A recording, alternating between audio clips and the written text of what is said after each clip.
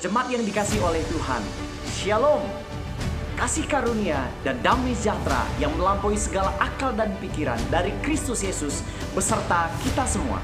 Senang sekali berjumpa kembali dengan Bapak Ibu sekalipun melalui media online ini. Kiranya firman Tuhan hari ini memberkati kita semua. Tahun 500 sampai 400-an sebelum Masehi, ada seorang tokoh yang ternama yang dianggap terhebat sebagai ahli strategi perang dari Tiongkok yang bernama Sun Tzu. Dia mengemukakan kenali dirimu sendiri, kenali musuhmu, maka engkau akan memenangkan setiap pertempuran. Apa yang dikemukakan oleh Sun Tzu ini tetap dipakai oleh ahli-ahli strategi perang dunia sampai hari ini. Di dalam kekristenan kita ada persoalan yang begitu serius. Tidak sedikit yang melupakan bahkan tidak menyadari bahwa di dalam dirinya ada potensi, ada kuasa yang tak terbatas. Akibatnya apa? Dia justru dikalahkan oleh keadaan, dikalahkan oleh dunia ini. Dia hidup menurut pola dunia, dia sama dengan anak-anak dunia. Bahkan dia tidak menjadikan manusia sebagai pribadi untuk dikasihi, tapi dia benci, dia musuhi, bahkan dia sakiti.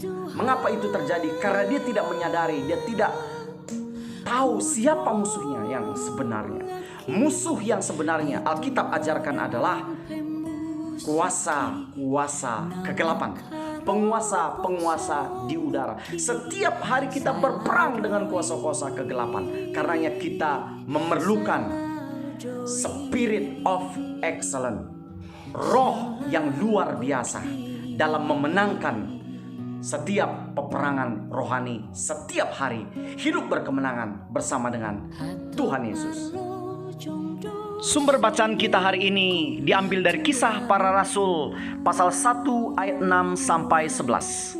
Maka bertanyalah mereka yang berkumpul di situ, "Tuhan, maukah engkau pada masa ini memulihkan kerajaan bagi Israel?" Jawabnya, "Engkau tidak perlu mengetahui masa dan waktu yang ditetapkan Bapa sendiri menurut kuasanya. Tetapi kamu akan menerima kuasa kalau Roh Kudus turun ke atas kamu.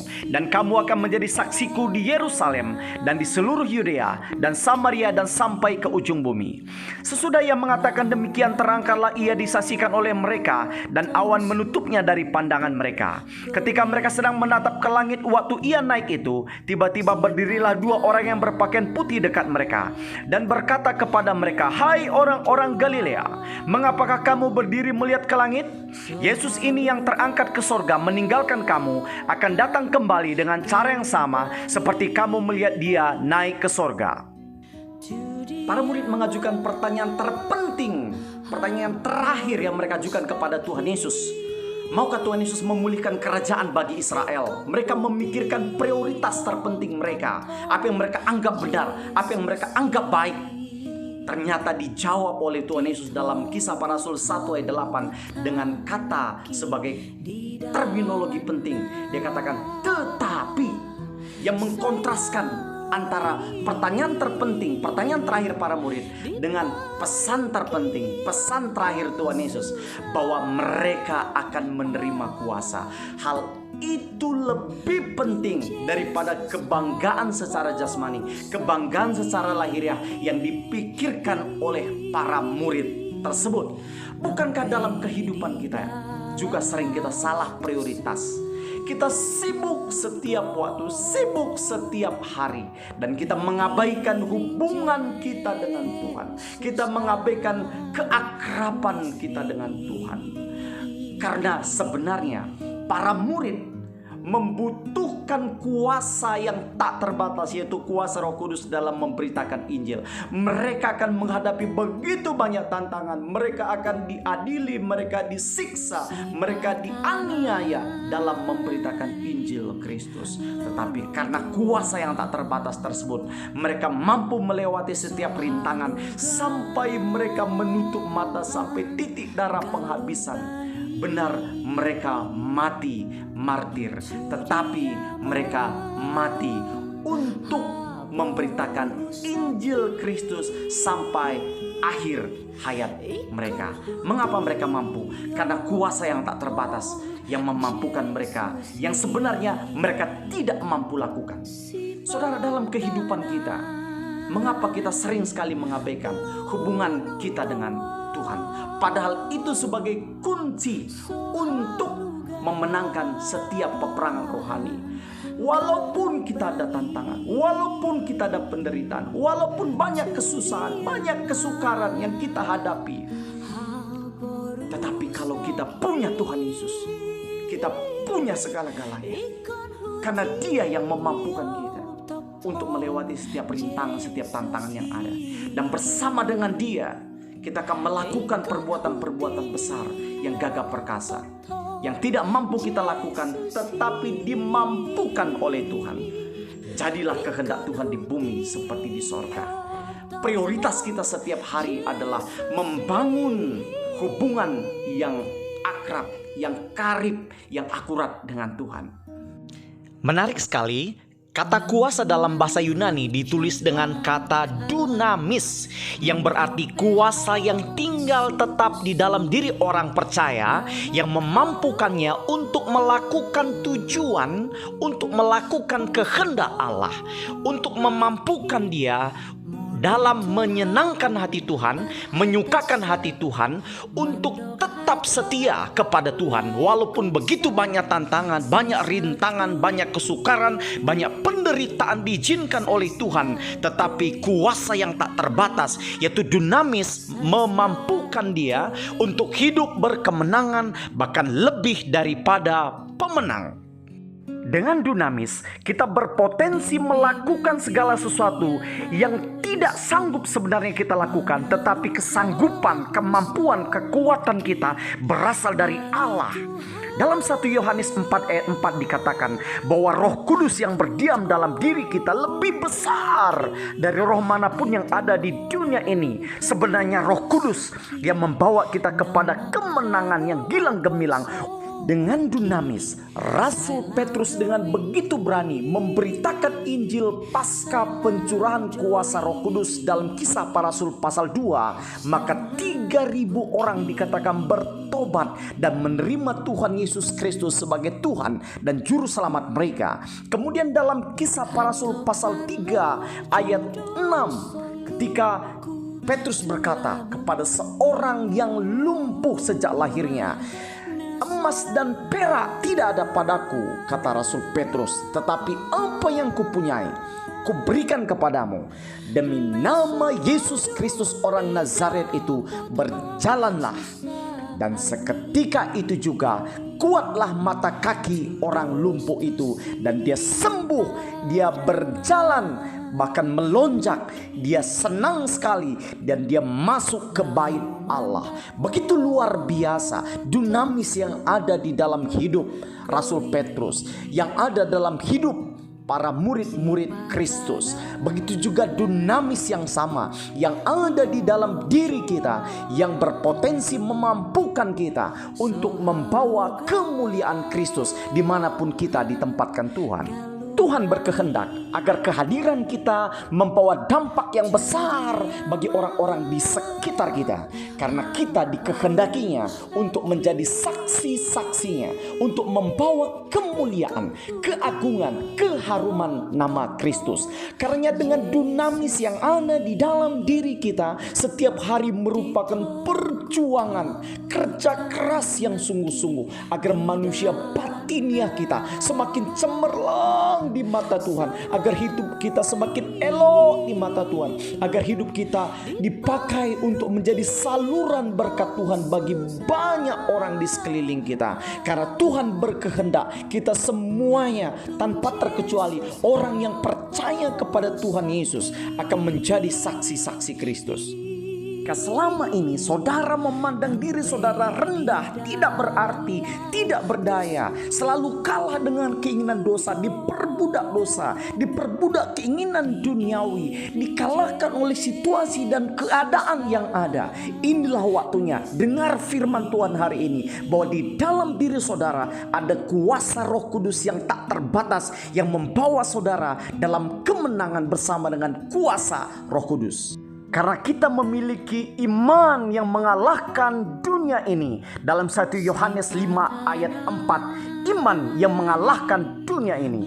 Pendekatan secara historis, Kekristenan mengalami begitu banyak tantangan dalam sejarahnya. Sejak di abad pertama, pada waktu para murid Tuhan Yesus Kristus dan semua orang Kristen pada masa itu, ketika mereka berkata mereka Kristen, di sana ada aroma kematian. Mereka mengalami penganiayaan yang sangat keji, disiksa di luar batas, mereka dikucilkan, dimusuhi, diburu, bahkan dibunuh dengan kejam. Ada yang tubuh mereka dibakar, dijadikan lampu-lampu penerang di lapangan gladiator. Mereka dijadikan mangsa binatang-binatang buas. Tubuh mereka dipenggal-penggal, dirajam batu, dimasukkan ke minyak penggorengan. Tubuh mereka terlepas satu dengan yang lain saat ditarik atau diseret oleh kuda. Mereka disalibkan. Betapa mengerikan apa yang harus mereka hadapi. Namun saudara yang dikasihi oleh Tuhan, yang sangat menakjubkan adalah mereka tetap setia sekalipun harus kehilangan nyawa. Tetap berkata sampai pada garis akhir hidup mereka, Yesus Kristus adalah Tuhan. Dan mereka sekali-kali tidak pernah membalas kejahatan dengan kejahatan. Mereka setia berbuat baik, setia mengasihi. Mereka mengampuni orang yang menganiaya mereka. Dan mereka percaya bahwa mereka telah disediakan tempat yang terbaik di kekekalan abadi, di mana Tuhan Yesus menantikan semua orang percaya untuk tiba di rumah Bapa di sorga, karena Dia naik ke sorga untuk menyediakan tempat bagi semua orang percaya. Itulah sebabnya dikatakan oleh Rasul Paulus, aku menderita semuanya ini, tetapi aku tidak malu, karena aku tahu kepada siapa aku percaya, dan aku yakin bahwa Dia berkuasa memeliharakan apa yang telah dipercayakannya kepadaku hingga pada hari Tuhan. Dalam 2 Timotius 1 ayat 12 menjadi sebuah statement iman Rasul Paulus. Kunci kemenangannya, dia percaya bahwa Tuhan Yesus memelihara apa yang dipercayakannya kepada Rasul Paulus hingga pada hari Tuhan itu tiba. Saudara, demikian dengan kita. Dengan dunamis yang bertahta dalam kehidupan kita, maka kita memiliki spirit of excellence yang akan memimpin kita dalam jalan yang penuh dengan kemuliaan Tuhan, sampai Tuhan Yesus datang kedua kalinya menjemput kita saleh-salehnya di awan-awan yang permai. Betapa menakjubkannya, di akhir kitab Kisah Para Rasul pasal 28 ayat 31 dikatakan, tanpa rintangan apa-apa pemberitaan Injil itu dilakukan. Hebat sekali. Walaupun begitu banyak sebenarnya rintangan tantangan, Rasul Paulus mengalami karam kapal, bahaya banjir, bahaya penyamun. Dia disesah, dia disiksa, dia dianiaya, diperlakukan tidak adil, lebih sering menderita. Dia kedinginan, bahkan dikatakan tanpa pakaian, lebih sering dipenjara. Begitu banyak kesukaran, penderitaan yang dia alami. Namun justru dia sendiri berpendapat Roh Kudus tidak dapat dihambat oleh apapun, oleh kesukaran, oleh tantangan apapun. Karena Roh Kudus kuasa yang tak terbatas yang ada di dalam diri orang percaya, yang memampukan mereka untuk menjadi saksi-saksi Kristus. Demikian juga dalam kehidupan kita hari-hari ini. Karena yang mari kita semakin bergantung kepada Tuhan, semakin mengandalkan Tuhan, semakin bergaul akurat, karib, intim dengan Tuhan, karena hanya Dialah kekuatan kita. Saudara, dunia seperti terkejut luar biasa. Negara-negara maju yang dianggap memiliki kesiapan yang lebih tinggi dalam menghadapi penyebaran virus corona, tapi ternyata seperti Amerika Serikat, kemudian Italia, Spanyol, dan Prancis justru mengalami angka terdampak tertinggi dari COVID-19 di seluruh dunia. Makin menyadarkan kita bahwa kita nggak bisa berharap kepada manusia, tidak bisa berharap kepada kemajuan ilmu pengetahuan dan teknologi. Tidak ada siapapun yang dapat kita banggakan, kita banggakan di dunia ini. Hanya Tuhan Yesus yang patut kita banggakan, hanya Tuhan Yesus yang patut kita muliakan, yang patut kita megahkan senantiasa. Karena apa? Dia adalah gembala kita yang agung, Tuhan dan juru selamat kita yang hidup. Dia pemelihara kita yang sejati. Dan berita baiknya,